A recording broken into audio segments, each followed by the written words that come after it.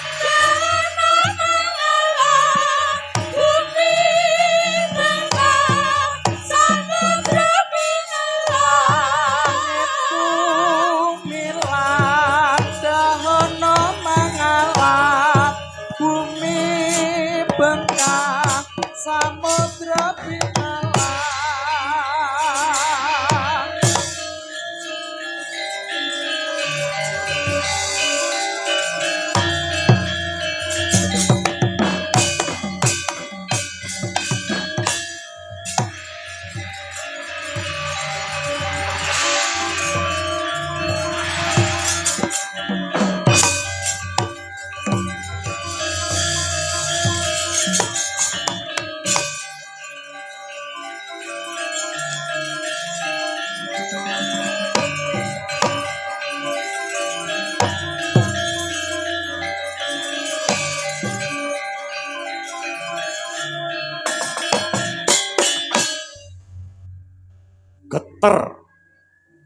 pateteran swasana jagat raya gegering kahanan labet pakartine manungsa ingkang kumingsun ngendel-ndelke rumangsa menangan nganti ngiwake rasa kamanungsan. Kamangka para pinter wis nate ngendika ing ngarsa sung tuladha ing madya mangun karsa tut wuri handayani. Nanging tetembungan mau ing jaman saiki muspra tanpa guna ibarat sinapu dening lebu. Anane mung tembung ing ngarsa ngumbar swara ing madya numpuk bondo tut wuri padha ngrogoti. Kekudung walulang macan sikut-sikutan jegal-jegalan sing kuat nindes kang sekarat sing kudune dadi patuladan ngalor ngidul adol guneman gara-gara pedhot petenghang nglimputi negara Ngamarta. Kawula cilik dirampok bandane, dibegal nyawane, ditindes nasibe.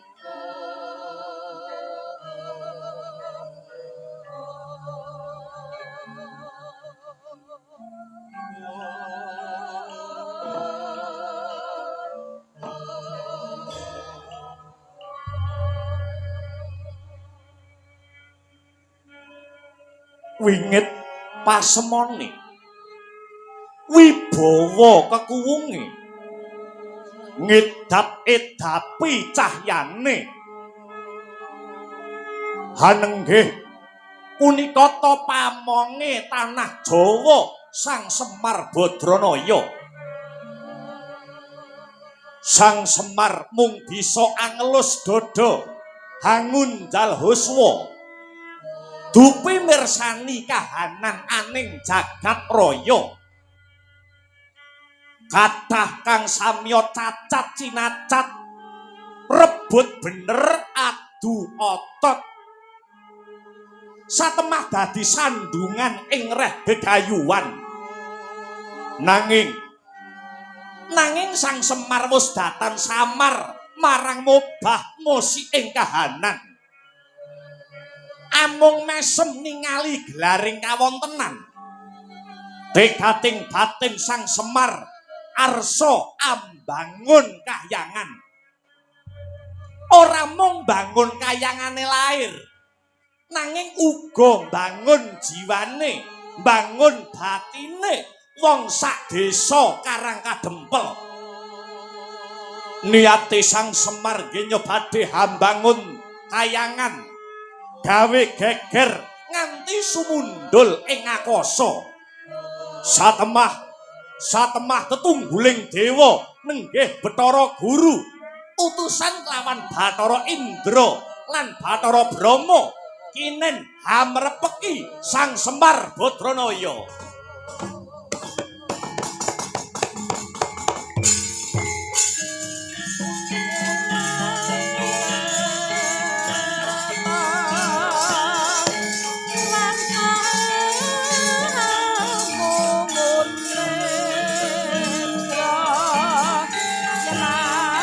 bayangan bayem-bayem rowe-rowe ngrembuyung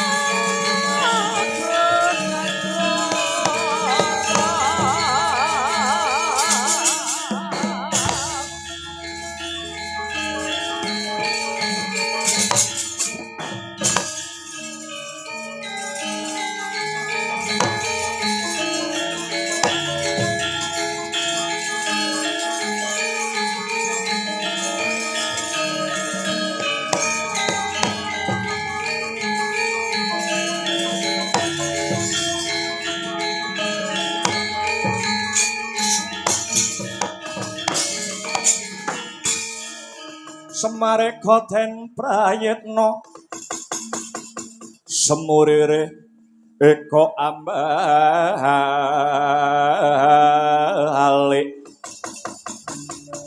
titiani kantayani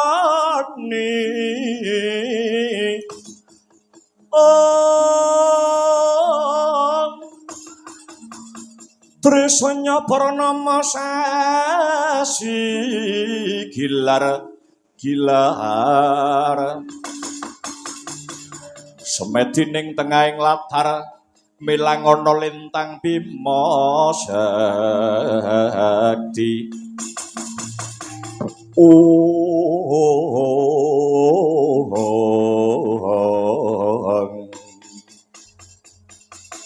begegek ugek sadulita hemel lae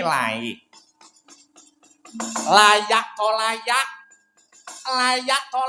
prenjake padha ganter jagone padha tarung yen ora kleru panyawange Semar iki kaya Bathara Indra lan Bathara Brahma kang sowan ana sudungku Karang Kadempel kene. Nuwun inggih Kyai, kula pun Bathara Indra ingkang ngabiyantara sowan. Kula pun Brahma ingkang sowan wonten Karang Kadempel Kyai. Kok kadingaren kowe para dewa gelem saba omahku sing mung ana dusun kene. Mokal yen ora ana perlu, Kyai. Kula namung dipun utus kalian Rama Pukulun Bathara Guru. Dadi kowe sing mrentah tekan kene iki bapakmu Bathara Guru lakar kados mekaten Duh Kyai. Lah banjur mekaten. Sak mangke Kahyangan Suralaya nembe geger. Kahyangan Suralaya lagi geger nuwun inggih. Kahyangan Suralaya ketaman goro-goro kagiri-giri. Mubal endute si Blegedaba. Ngakak tutuke kumitir petite Sang Hyang Nagaraja. Akarya bingung bilunglungan para hapsara miwah hapsari. Sareng dipun teliti kanthi permati. Kahyangan Suralaya saged geger dumunung wonten papan Karang Kadempel mriki Kyai. Awit paduka Kyai Semar Badranaya kagungan niat badhe hambangun kahyangan. Kula pun Indra lan Brahma ingkang dipun utus kalian Rama Pukulun Bathara Guru.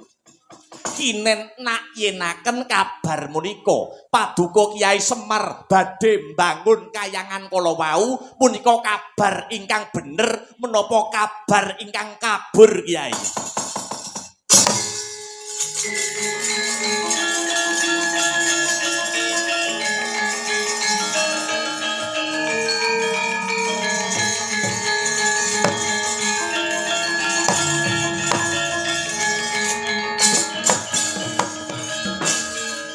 rakyat risang kapirango parinanggul kinempit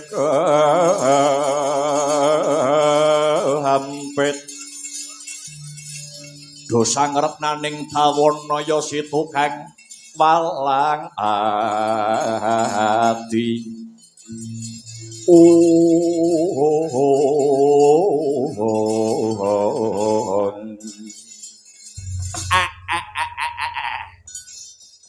Semar wis ngira yen para dewa mesti bakal meratitisake perkara iki ya to ya pancen tak dodo Indra lan Brahma kuwi kabeh kabar sing ora kleru kuwi kabeh kabar sing bener kalamun to aku Kyai Semar Badranaya bakal duweni niat bangun kayangan ya jagat Dewa Bathara ya jagat Pangestungkara duh Sang Kyai sejatinipun menapa maknanipun paduka Kyai kok ngantos kagungan niat badhe bangun kayangan kala wau kayangan pundi ingkang paduka badhe bangun Kyai lan ngagem ragat utawi probea saking pundi paduka Kyai Semar Badranaya badhe bangun kayangan kala wau nyuwun sewu ki punapa kayangan Suralaya ingkang dipun asta dening Rama Pukulun Bathara Guru ingkang nama kayangan Suralaya menika ingkang paduka badhe bangun Kyai Indra aja cetek sing dadi pamikirmu Ndra babar pisan atiku ora ana rasa meri senadyan to sak mrica binubut aku ora kepengin nglungguhi kayangane para dewa aku ora milik karo kayangane bapakmu ya kuwi Bathara Guru lalajeng Kyai Semar badhe mbangun kayangan kala wau dasaripun menapa wewatonipun punapa Duh Kyai Indra lan Brahma sing arep tak bangun kuwi dudu kayangan tata lair utawa kayangan sing magrong-magrong ning sejatine kabeh mau simbol yen mung bangun kayangan secara lair kayangan Suralaya kae wis apik kayangan Suralaya kae wis becik Ndra sing tak karepke bangun kayangan kuwi Semar arep bangun jiwane para menungsa kang manggon ana desaku Karang Kadempel kene nata rasa ndandani morale para kawula merga apa Indra merga apa merga Semar ana jagat raya iki wis dikodratke dadi pamonge tanah Jawa wis sak trepe pamong kuwi momong karo kawulane benerke sing kleru njejeke barang sing bengkong ngelingke sing padha lali Semar yen kon nyawang kahanan saiki aku wis ora mentala Indra Semar ora mentala Brahma apa maneh kemajuane jaman saiki wis ana barang sing gedene nggur sagegem sing gunane kanggo nyedhake wong sing adoh kuwi wae para menungsa ora bisa gunake barang mau kanthi bener lan becik malah ana jerone barang mau isine mung kanggo ngelek-elek lan nyacat padha padane umate pangeran kok gampang men dumuk salahe wong liya ngopo kok ora gelem dandani kayangane dhewe-dhewe ora gelem dandani jiwane dhewe-dhewe ora gelem mulat sarira angrasa warni Indra lan kowe Brahma dadi niatku sing bakal bangun kayangan iki mau ibarat wong lara aku sing bakal golek tombo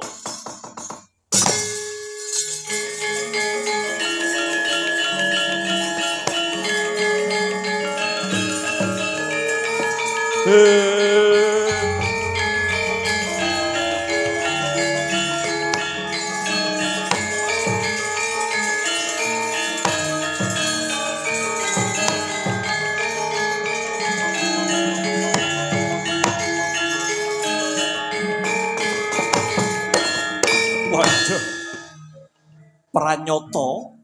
pranyata luhur ingkang dados gegayuhan Paduka Kyai Semar.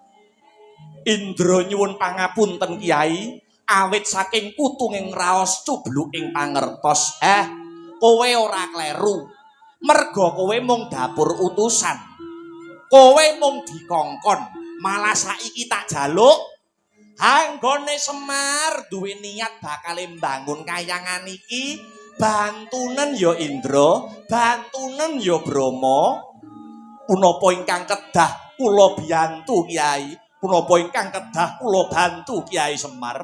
Mangkene iki sajake ana Madyapada wis akeh menungsa sing padha kelangan kiblating kautaman. Para pejabating negara racake wis padha lali karo dasaring negara. Kamangka ya mung kanthi dasar negara kuwi mau pejabating negara bisa nentremake negara yang para kawulane. Sentana Praja saiki wis ora mentingke kawulane, ning sing dipentingke mung kaperluan pribadi lan golongane. Satemah ngentengke marang sambat lan pandriting kawula cilik. Mula Indra Brama melu-melu ngelingke marang menungsa kang padha lali karo kewajibane. Semar percaya dewa duwe cara dhewe nggone bakal ngelingke marang titahe. Nanging tetep nganggo cara kawicaksanan. Yen iki mengko bisa kasembadan, tegese Semar ora rugi nggone duweni ancas bakale mbangun kayangan. Lho niki. Trawaca dawuh pangandika Paduka Wa Kyai kalilan Indra nyuwun pamit badhe nindakaken jejibahan menika badhe uyung-uyung anyeng kuyung lekas Paduka Wa Kyai Semar ingkang badhe hambangun kayangan. Kula pun Brama ugi nyuwun pamit Wa Kyai. Duga ginawa ngati-ati aja nganti keri Indra lan Brama.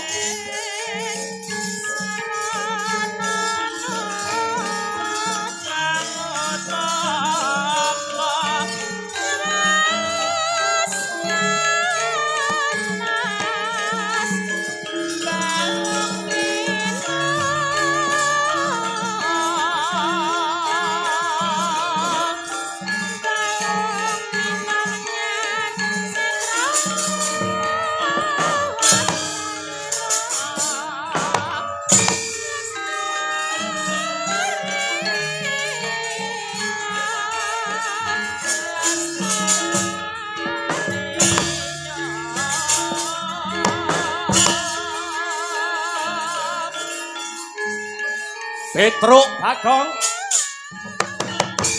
Reneo Petruk lan Bagong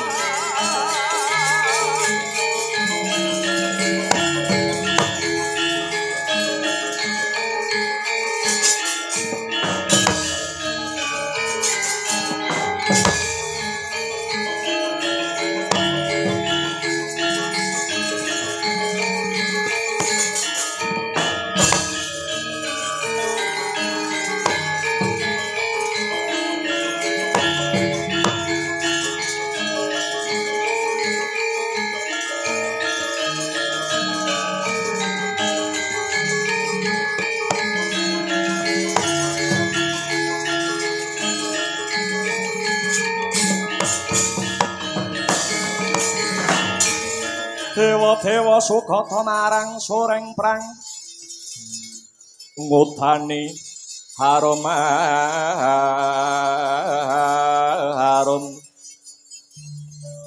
ngendanu ing awiyat narada ngepalani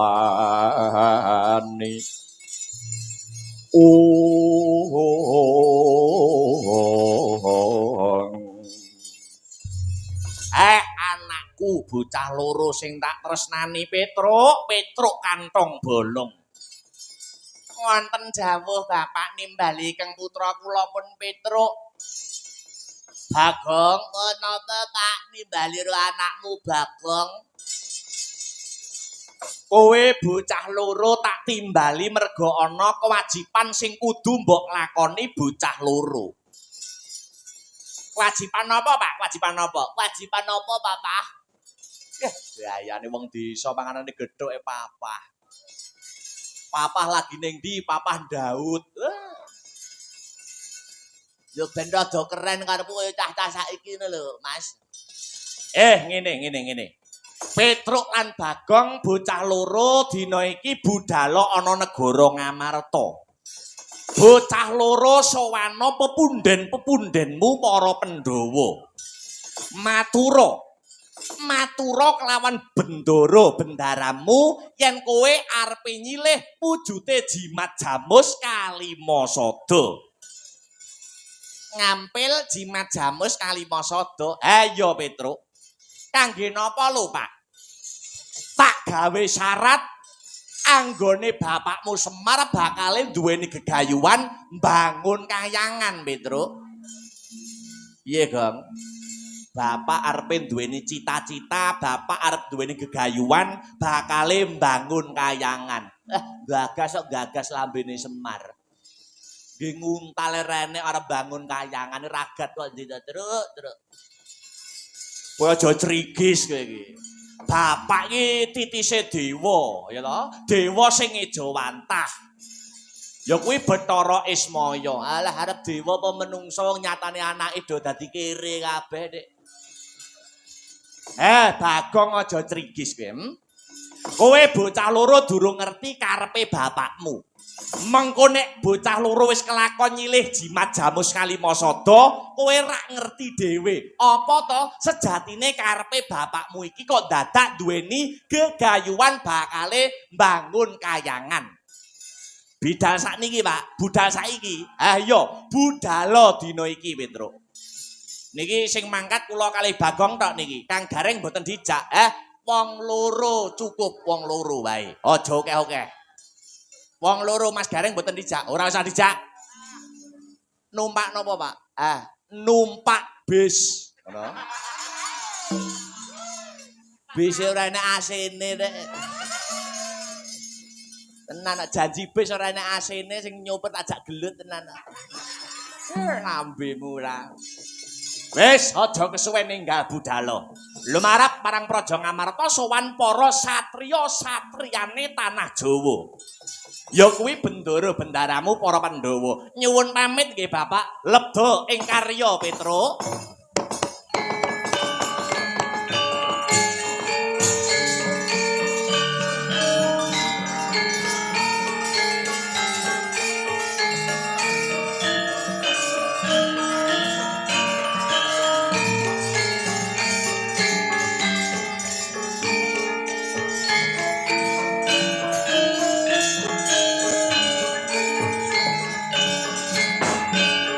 Teka-teka sang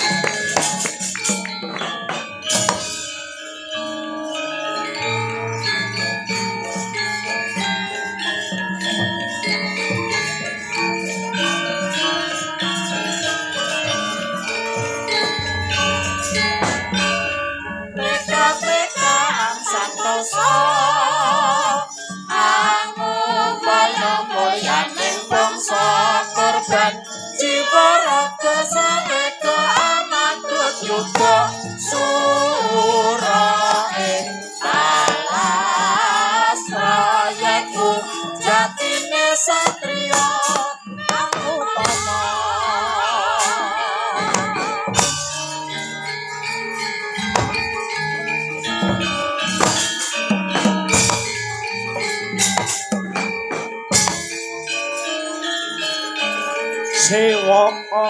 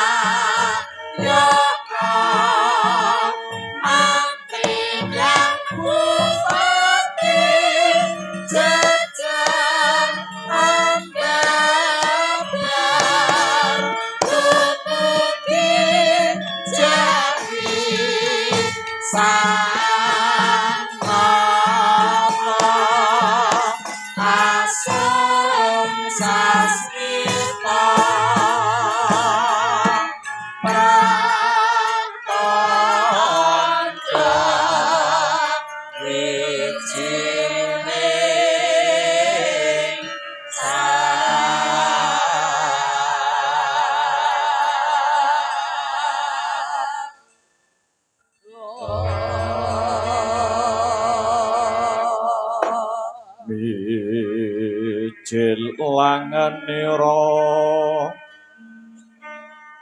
sang nahar pati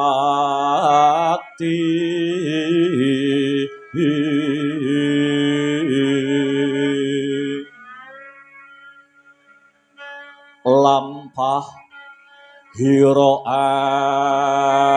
alon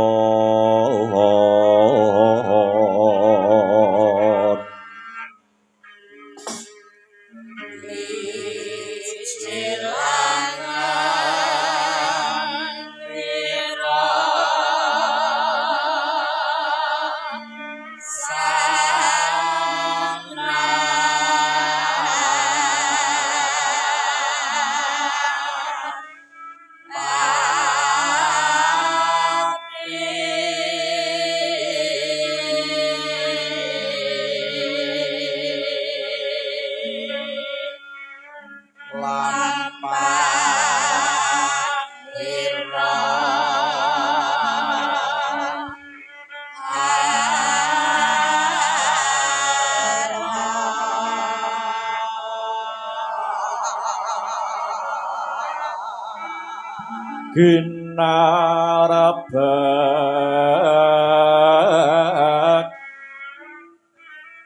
badaya yuwarna nira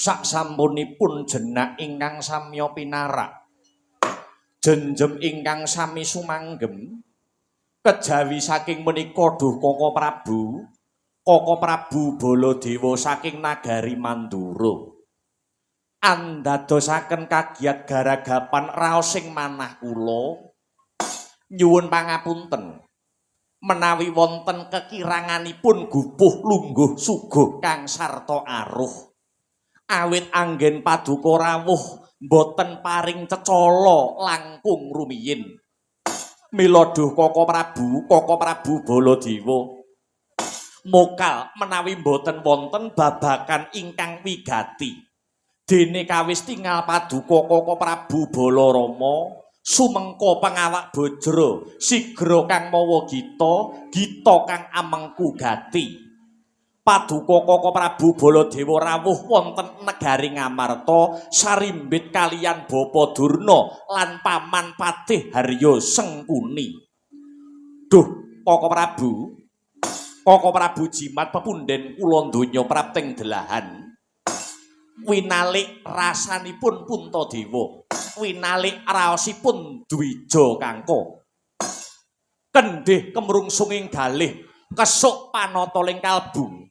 Daya-daya kula pun Puntadewa kepengin mangertos wigatining perlu paduka Koko Prabu kepareng rawuh wonten negari Ngamarta inggih negari Ngendraprasta menika duh Koko Prabu. Premara reh manguswamya ngambreng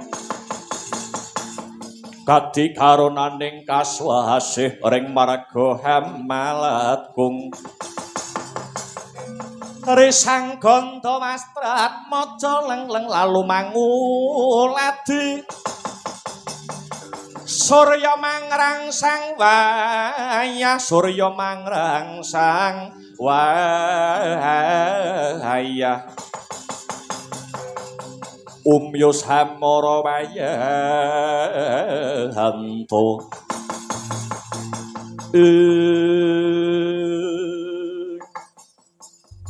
Inggih Yayi Puntadewa inggih. Mugi kawuningan Yayi. Kula bidal niki wau mboten bidal saking negari kula negari Mandura nanging kula bidal saking negari Ngastina. Mila kula sarimbit kalian Bapa Durna lan Paman Patih Harya Sengkuni. Tah, apa ta wigatine perlu kula sowan wonten negari Ngamarta?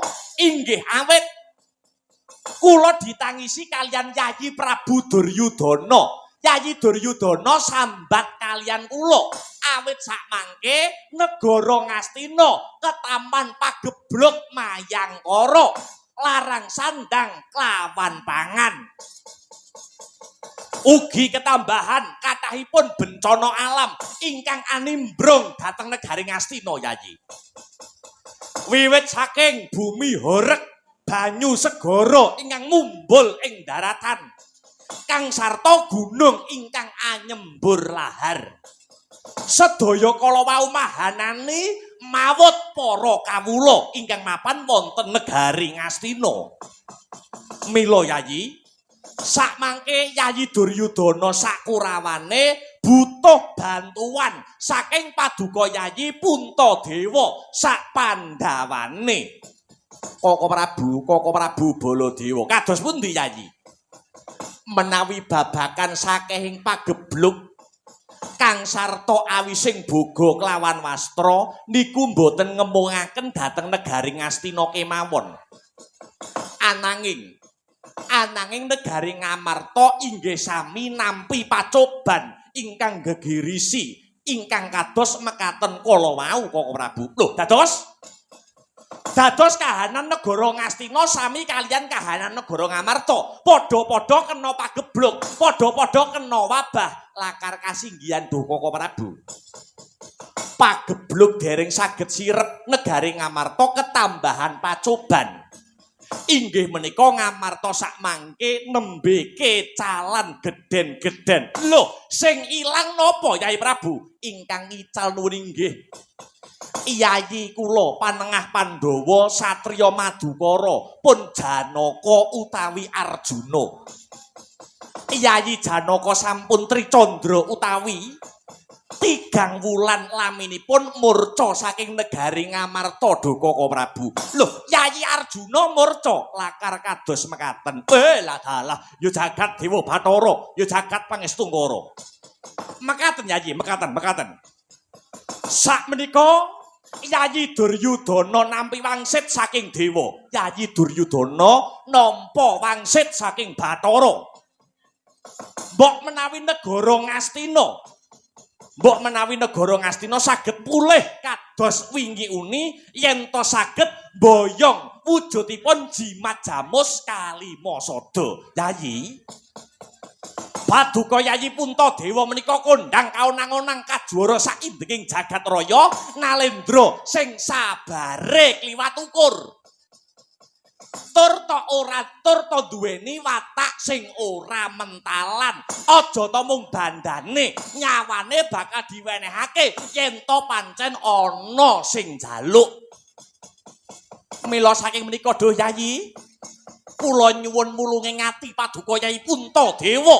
Mboten ketang sebulan, mboten ketang 2 wulan. Jimat jamus Kalimasada badhe kula ampil wonten negari Ngastina. Minangka syarat pulih lan waluyane kahanan negari Ngastina. Ingkang sakmangke nedheng ke taman pagebluk mayangkara. Inggih namung wonten asta Paduka Yayi Puntadewa kanthi pancatan jimat jamus Kalimasada. Kahanan negara Ngastina saged paluya jati temah nirmala Yayi. Leng-lenging driya mangu mangun gong kanduhan remang lerlena tanpa kenen lerlena tanpa kanen yen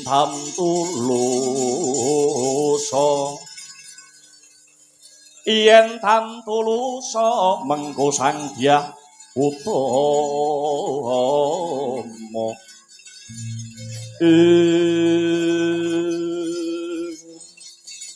Lah ing kono to wau.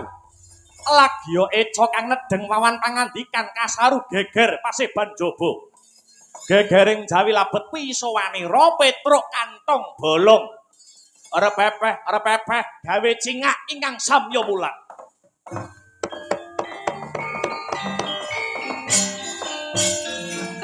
Lagi cowawang jatuh ora kang sumiwa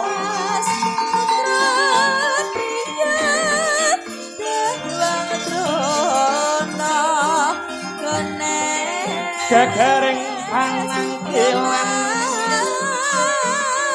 kata samyana arto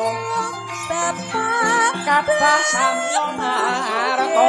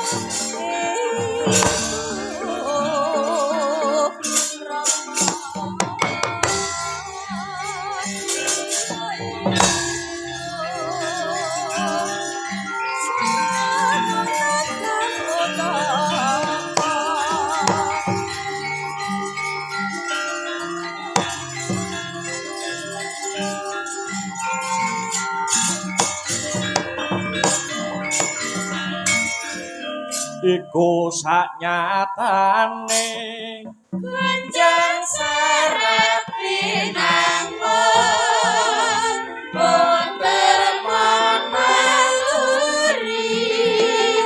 rinet kemuni rinanggung gerangan beresep kami arsik sesinen apa papinceran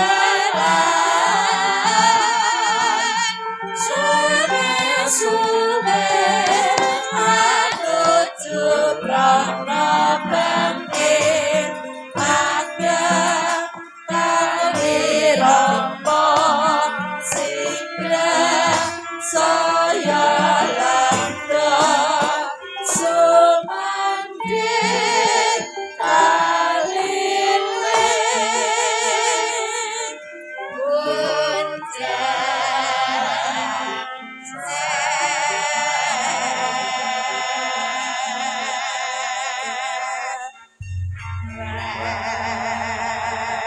anjerakan puspitorum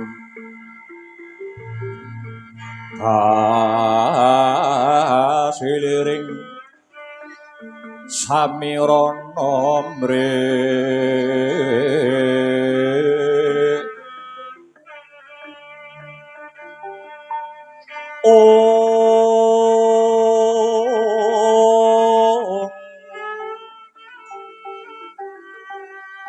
sekar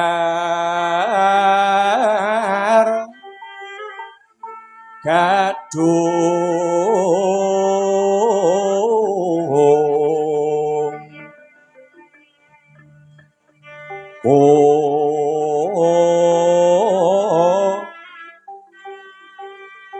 ngas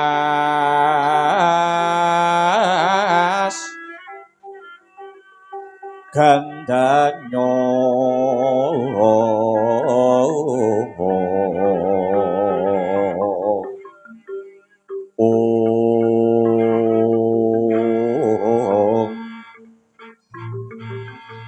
maweh raras renaning driya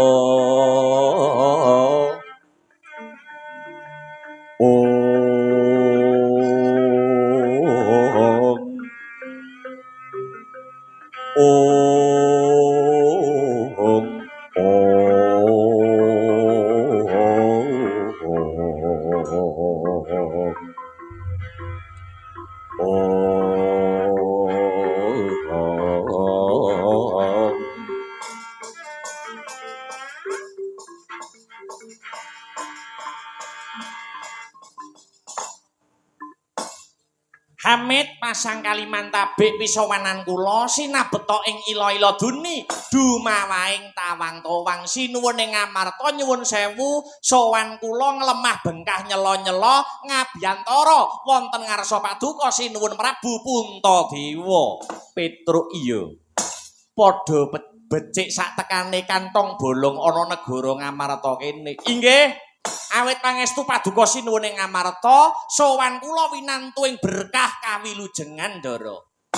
Keparenga kula ngaturaken sembah pangabekti kunjuk wonten sinuwun Prabu Puntadewa. Iya Petruk wis ndak tampa ora liwat pangestuku wae tumuli tampanana. Nggih kula pundi mugi andadosaken jimat paripih. Sinuwun ing Mandura bekti kula katur sinuwun. Iya, Petruk iya. Wis ndak tampa dikepenakne anggone padha lungguh, Petruk. Inggih. Ndara kula Njodipati, Ndara Warakudara bekti kula katur, Ndara. Iya, Petruk bocah edan. Dikepenakne anggone padha lungguh. Inggih, ngestaken dawuh. Bagong. Nun. Gong, apa? Mbok ngaturne bekti to, Gong. Wong darah-darahmu padha klumpuk kene, mbok yo ngaturne bekti. Ngaturne bekti karo sapa, Mas? Ayo karo sing duwe omah kok. Sinuwun Prabu Puntadewa sembah bekti kula kunjuk wonten sahandhap padha paduka sinuwun Prabu Puntadewa. Iya Bagong diprayogake anggone padha lungguh. Nggih, wah suguhane banyu mili ya, Truk. Iya. Wong Prabu Puntadewa ki wong Sembada, Prabu Puntadewa sing duwe omah ki wong Sumbut. Lah iya to awake dhewe lagi tekan kene ki wah jan wis disuguhi rena-rena. Ayo. Panganan yo prasmanan njumuk dhewe. Heeh. Wah, peladen kene iki jan tak akoni cokat cakut Trengginas trampil ya, Truk. Apa ya? Heeh. Kok wis iso ngarani ngono? Heeh. Mau wedange disugone ning aku, wedang rung tak ombe iki wis diundur neh, Truk. Ngawur kowe. Kuwi ngono diijoli sing luwih panas ngono lho. Ndara Werkudara dibekteni, Gong. Base Njodipati sembah pangabekti kula katur, Bos. Iya, Bagong iya, ora liwat pangestuku ditampani. Inggih, kula pundi dados jimat paripih, kula pundi dados jimat gesange Bagong. Ana sinuwun Mandura, ana Ratu Gustimu sinuwun Prabu Baladewa. Kae ya dibekteni lho, Gong. Ora sudi kok, Truk. Ora sudi piye? Eman-eman cangkemku aku. Lho, kok eman-eman cangkemmu piye to? Aku ngene iki wis adegan sing apal di luar kepala. Lho, kok apal di luar kepala iki piye? Apal piye, Gong? Iki engko awake dhewe medhayoh, awake dhewe kok mertamu ana negara Ngamarta. Kok enek siji ya kuwi Prabu Baladewa, loro ana Durna, telu ana Sengkuni. Kingko keri-keri mesti enek gegeran, ngono lho. Asli sak nomer Truk kowe. Aku ki kulino ndelok wayang kok. Wis, ndang matur apa butuhe? Petruk, wonten dawuh Ndara. Ana wigati apa dene Petruk Sumawana Bagong sowan ana Stinggil Ngamarta kene. Nggih, cekak aos kemawon. Ngaten nggih sinuwun bares mawon. Nek lamake wong aluhur Petruk niki dinuta ning gandeng sing ngutus kula niku mung Bapak Semar. Kula cekap dikengken Bapak ngaten mawon. Kowe dikongkon apa karo bapakmu Kakang Semar? Ngaten nggih sinuwun. Kula wae enjing ditimbali Bapak Truk Renea. Ana apa to, Pak?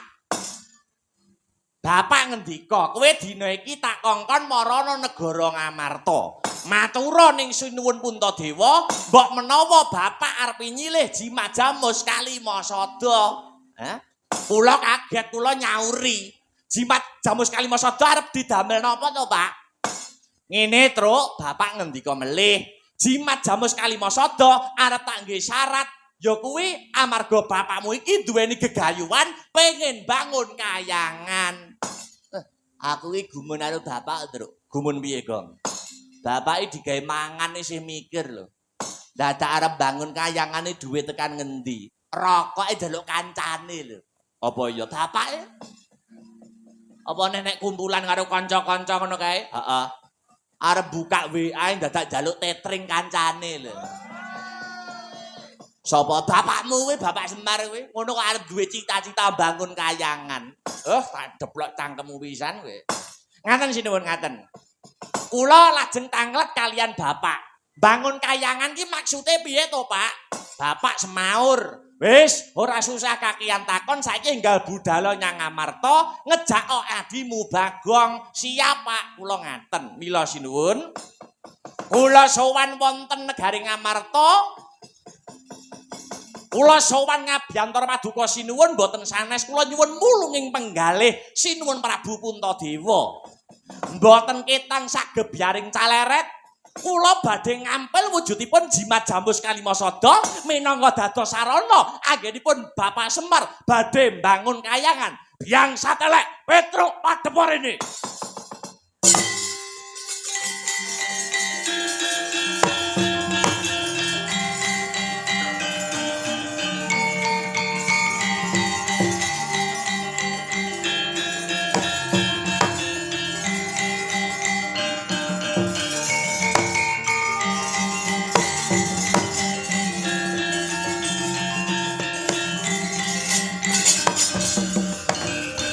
Sumangkah anggro suruh sumbar linggu bumi kunjing kumaludo guntur ketuk humop kang jolon iki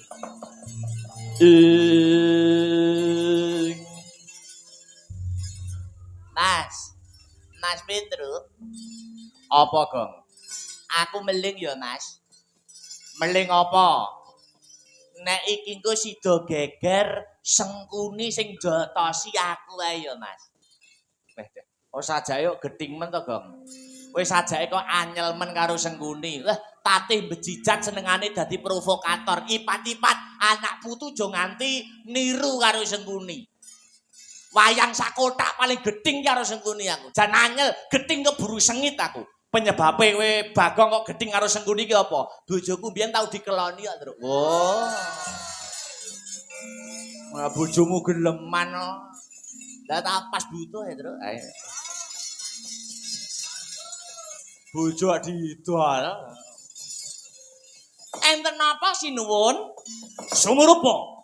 Tekamu mapan ana negara Ngamarta kene padha karep karo kekarepane Prabu Baladewa. Lho. Maksude padha karep kawruhana. Tekaku mapan ana negara Ngamarta kene ya bakal nyilih wujude jimat Jambus Kalimasada kinarya usada negara Ngastina kang sakmengko lagi ketaman pageblok Mayangkara. Mula kowe aja madan-madani kekarepane Prabu Baladewa. Sing nembung arep nyilih dhisik iki aku. Mara gage saiki kowe Petruk kowe mulya. Omong karo bapakmu yen jimat Jambus Kalimasada wis disilih lawan Nalendra Mandura Prabu Baladewa. Kowe mulya, kowe duwe dhuwit gawe mulih apa ora? Yen ora duwe dhuwit tak sangoni kowe gek ndang mulya. Aku sepet nyawang raimu. Petruk, kowe diraek-raekne lho. Anggur meneng ae innallaha ma'asabirin. Kowe iso dalil barang Santrine Hajah Karisma kok. kudu sabar-sabar.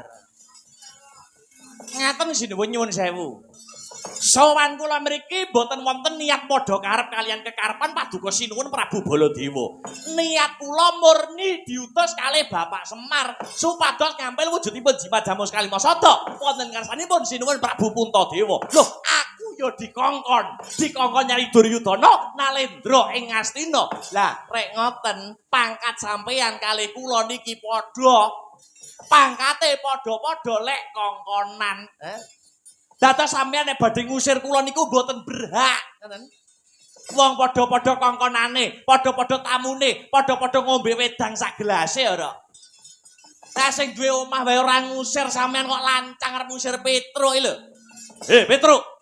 Jimat Jambus Kalimasada kuwi mung siji, bakal disilihke ning aku, dudu disilihke ning kowe. Lho, ngaten sinuwun. Upamane sidane disilihke teng kula, sampeyan yo ora ngerti, ngoten. Karo dene kula niki ngabdi teng Sinuwun Puntadewa niku pun dangu, Arepe dikaya ngapa lan kepiye? Pandhawa niku mboten saged nglaleke perjuangane wong cilik kados kula niki. Prabu Puntadewa sak pendhawane iso duweni derajat pangkat, iso dadi pejabat. Ya mergo didukung karo wong cilik. Tur Pandhawa ora tau lali karo lelabuhane wong cilik. Niku pemimpin jos, niku pemimpin hebat. Beda karo pemimpin sing elek. Sadurunge nyalon gayane nyedhaki wong cilik. Nyumbang kono, nyumbang kene. Ning wis bareng wis dadi pimpinan, lungguh ning kursi, lali karo wong cilik, bandane rakyat dikorupsi. Tambahi truk, tambahi piye? Matane picek. Sabar, sabar. Wong sing nglatih sabar mau kowe kok. Sampeyan Prabu Baladewa niku dadi pejabat mergo dipercaya karo wong cilik lho sinuwun. Mula aja nyepeleke karo wong cilik. Ambak Petruk niki wong cilik, Petruk ora tau nglanggar hukum. Petruk tetep taat karo aturan negara. Buktine Petruk ya jek gelem bayar pajak. Lah pajake rakyat niku nggih damel mbayari pejabat, didamel mbayari wong-wong sing kaya sampeyan niku. Ngoten. Tonyo cangkeme terus. Sabar, sabar. Saiki merupokatori aku to, Gong. Wis selak ora kuat aku. Apa nek lho mburi iki lho. Mburi dhewe sengkuni iki lho. Lah rupane kaya silit pitik. Wis aja melu-melu, Gong. Lah niku lho sinuwun. Sedaya niku kari ngenteni keputusane. Upama sinuwun Puntadewa sidane nyilihke jimat Jamus Kalimasada teng jenengan, kula tak sing ngalah, Petruk sing ngalah.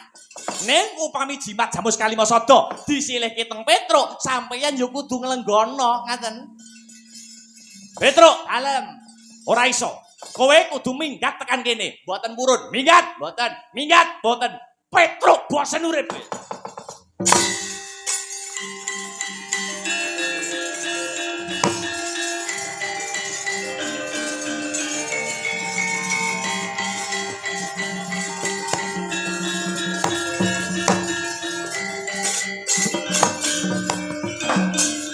Jodo montaber kinet nadu boyaya sinepi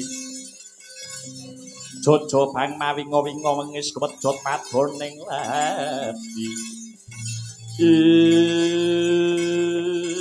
Desmalaning rak leketeking jagat gelagahe bumi padus maning dadelanat sukertaning bawana. Petruk yang satelek. Tekak cukupe Petruk gelem minggat tekan kene apa ora? Mboten purun. Jenengan dudu wong sing duwe omah. Tegese kowe wani karo Prabu Baladewa. Lho, kula kepeksane nggih wani kali jenengan. Arepa dikaya ngapa lan kepiye, laire dhisik Petruk timbang Baladewa. Sampeyan jaman isih cilik sing momong kula lho.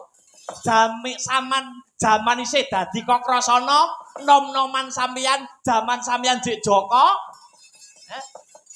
Sing ngomong niku Petruk, cilikane sampeyan sing ngedusi Petruk. Bareng saiki dadi wong kondang kok semenang-menang kali kula niku lho. Tegese kowe wani karo Prabu Baladewa. Lho, ilang medine kari wanine. Yen ngono metu njaba. Lah nyapa ditok ning njaba, tok ning jero e penak kowe. Nyapa lho tok ning njaba. Emane-mane bayar no. Tegese ayo gegeran ning njaba. Lanang padha lanang. Ayo Baladewa musuh Petruk. Alah kakean cangkem kowe, Truk.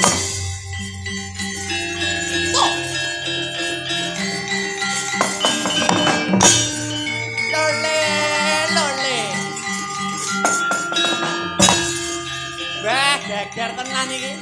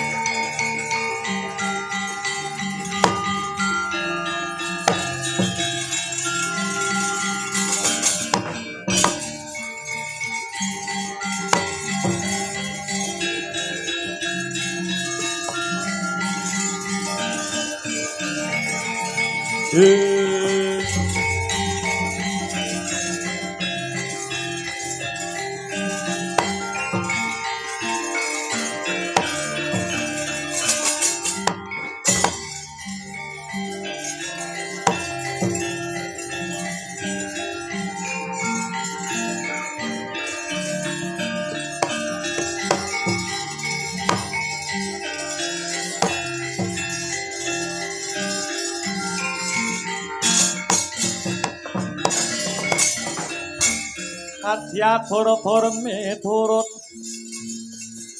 Hanut sumarah mring Gusti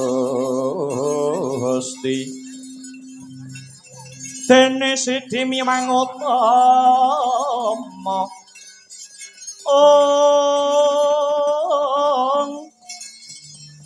panindak ing praja adil bejo dadi bandara rina repan mring pro api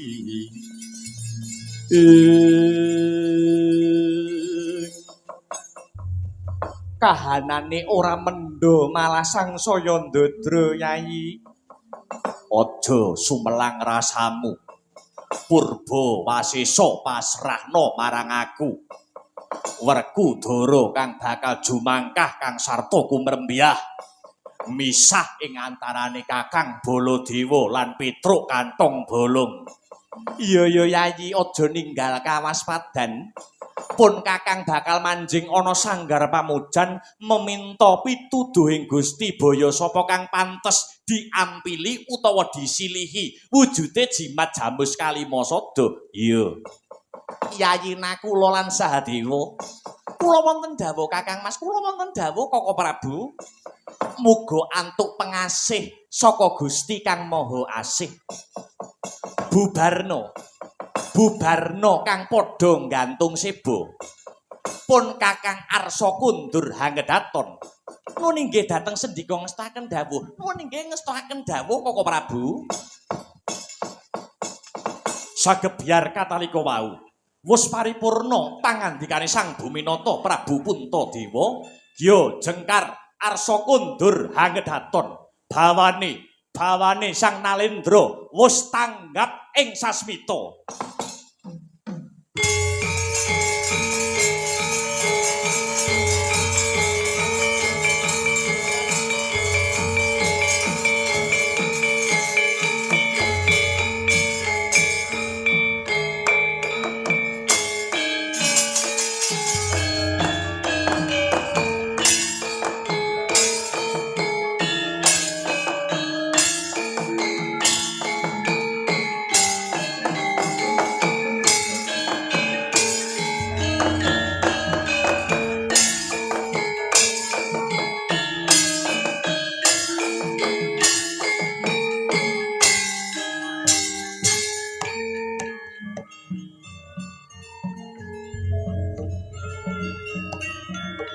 Tanggap sasmita parekan jadi sigra jengkar sang sinarendra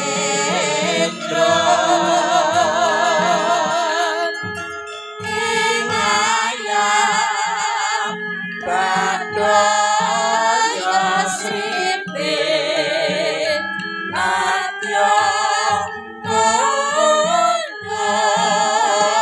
Hanggedaton tanggap sasmita parekan jadi sigra jengkar sang sinarendra